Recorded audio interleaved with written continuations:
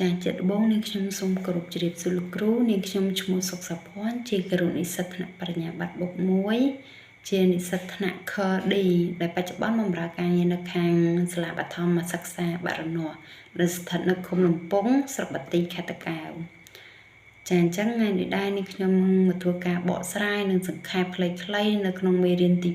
2ដែលជាមុខវិជ្ជារង្វាស់តម្លៃសិក្សាដែលមេរៀនទី2នេះគឺគេនិយាយអំពីការវិតម្លៃនៅក្នុងថ្នាក់រៀនជាមួយនឹងការបង្រៀនដែរចាអញ្ចឹងចំណុចដែលខ្ញុំលើកយកមកនេះគឺពាក់ព័ន្ធជាមួយនឹងកត្តាសំខាន់ដែលជះឥទ្ធិពលទៅលើការវិតម្លៃនៅក្នុងថ្នាក់រៀនចាអញ្ចឹងទី1គឺកត្តាសំខាន់ហ្នឹងគឺរួមមានទី1ហ្នឹងគឺបច្ចេកវិទ្យានេះគឺ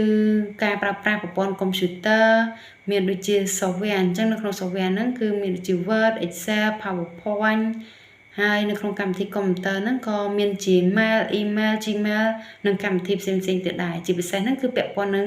smartphone ចាទូរស័ព្ទដៃយើងហ្នឹងហើយមួយវិញទៀតគឺការយល់ដឹងទៅនឹងប្រព័ន្ធអ៊ីនធឺណិតហើយជាពិសេសជាងនឹងទៅទៀតគឺពាក់ព័ន្ធនឹងសុវត្ថិភាពប្រព័ន្ធ digital យើងនឹងឯងហើយនៅមានមួយចំណុចទៀតគឺបញ្ហា cyber security ដែរចាអញ្ចឹងចំពោះបច្ចេកវិទ្យាគឺបានដើរតួនាទីសំខាន់នៅក្នុងការដើរតួនាទីសំខាន់ដែលជះឥទ្ធិពលទៅលើការវិតម្លៃនៅក្នុងថ្នាក់រៀនដែរចានឹងចំណុចទី2គឺ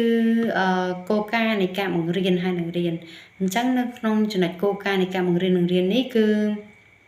បច្ចុប្បន្ននេះគឺយើងអនុវត្តតាមសិស្សមជ្ឈមណ្ឌលមិនជាការបង្រៀនបែបគ្រូមជ្ឈមណ្ឌលដោយការពីមុនទៀតទេអញ្ចឹងសិស្សមជ្ឈមណ្ឌលនេះគឺបានន័យថាសិស្សគឺធ្វើការអនុវត្តហើយនឹងធ្វើសកម្មភាពស្រាវជ្រាវផ្សេងហើយគ្រូគឺមានតួនាទីនៅក្នុងការណែនាំអង្កេតពួកគាត់នៅពេលដែលពួកគាត់ចាប់ផ្ដើមធ្វើការស្រាវជ្រាវអ្វីមួយចាហើយការរៀនរបស់សិស្សនៅក្នុងសម័យទសវត្សរ៍21នេះគឺយើងបានពឹងផ្អែកទៅលើគឺការរៀនផ្អែកទៅលើ project based learning and problem based learning ដែរចា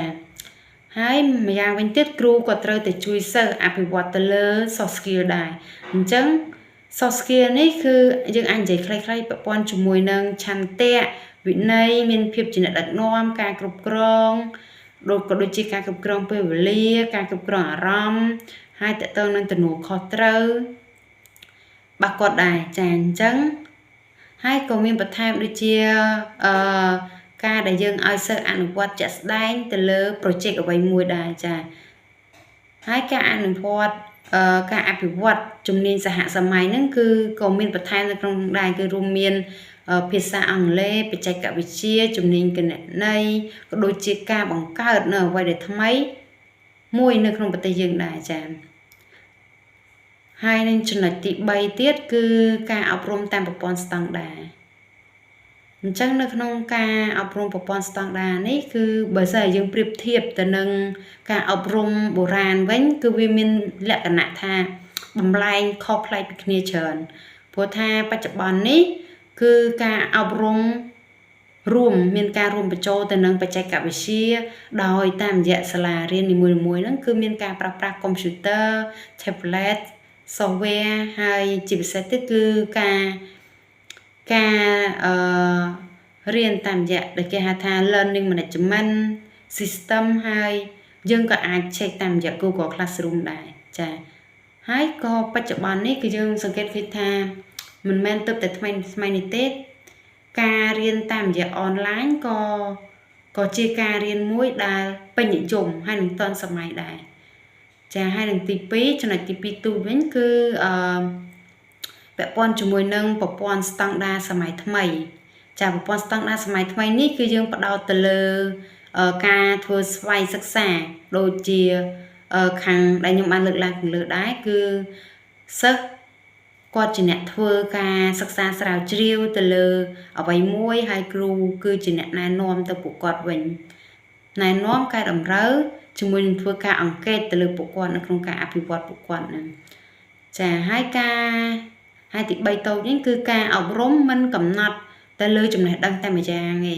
អញ្ចឹងយើងដឹងហើយថាការអប់រំដែលកំណត់ទៅលើចំណេះដឹងឬក៏ចំណាត់ថ្នាក់ដែលយើងហៅថាចំណាត់ថ្នាក់នៅក្នុងថ្នាក់រៀនហ្នឹងគឺអត់បានប្រកាសថាវាមិនមែនជាការវាគ្រាន់តែជាផ្នែកមួយទេតែយើងក៏ត្រូវរួមបញ្ចូលនឹងផ្នែកផ្សេងទៀតដែលយើងផ្ដោតទៅលើការគិតវិភាគរបស់គាត់ការច្នៃប្រឌិតការសហការធ្វើការជាក្រុមជាការតំណែងជាពិសេសទៀតគឺប្រព័ន្ធ digital ហ្នឹងហ្មងហើយក៏ដូចជាការដោះស្រាយបញ្ហាដែរចា៎អញ្ចឹងចំពោះចំណុចទី4តូចវិញគឺពាក់ព័ន្ធជាមួយនឹងការវាតម្លៃបែបថ្មីអញ្ចឹងនៅក្នុងសតវត្សទី21នេះគឺខាងគឺយើងជាគ្រូត្រូវតែមានការវាតម្លៃថ្មីមួយទៅកាន់ពួកគាត់គឺតាមរយៈគឺបានន័យថាយើងអត់បានពឹងផ្អែកទៅលើការប្រឡងតាមមុខទេអញ្ចឹងគឺយើងមានដូចជា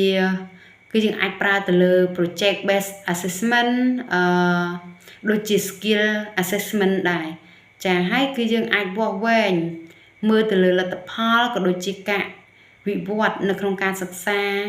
ប្រកបមួយរបស់គាត់ជាមួយនឹង soft skill របស់គាត់ soft skill ដែលយើងបានលើកឡើងខាងលើហ្នឹងគឺមានជាការតំណែងការសហការការធ្វើការជាក្រុមជាពិសេសហ្នឹងគឺបច្ចេកវិទ្យាប្រព័ន្ធ digital ហ្នឹងតែម្ដងគឺគាត់អាច research ដោយខ្លួនឯងតាមរយៈ Google តាមរយៈជាពិសេសគឺយើងមាន AI ចាអញ្ចឹង AI យើងបច្ចុប្បន្ននេះគឺយើងអាច check តាមរយៈChatGPT ព្រោះថានៅក្នុងហ្នឹងគឺមានច្រើនដែលយើងអាចរៀនពីនឹងមិនមែនជាការ copy ប៉ុន្តែយើងអាចរៀន